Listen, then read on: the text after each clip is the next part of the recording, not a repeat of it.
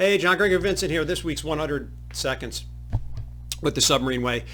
We've been having a lot of conversations here, probably over the last 3 or 4 weeks, with private equity folks and some venture capitalist folks, and it's interesting.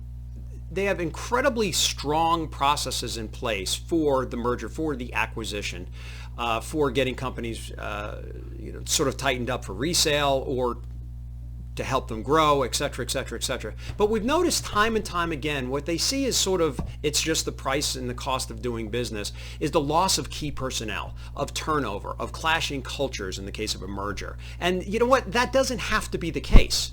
It is not a foregone conclusion.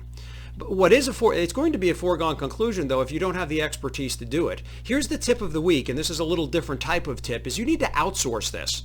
And you outsource it to folks that have expertise in the area, because you don't do this by will. You don't do this by the right thing to do. You do this by a very succinct methodology, system, and process that drives the value of people, that shows that there is a future, that shows the reason why you should be interdependent and why you should be collaborative, our definition of inclusion. So stop accepting the status that you're going to lose key people and it's just inevitable. It doesn't have to be. And by the way, this doesn't just apply to companies going through mergers or acquisitions or that world. It applies to any organization, especially those, though, that going through fast growth. It is a buyer's market of talent out there. People can go elsewhere. The question is you don't settle for that. You fight for that. But you don't fight for that by will. You fight for that with specific expertise. Outsource it and fix it.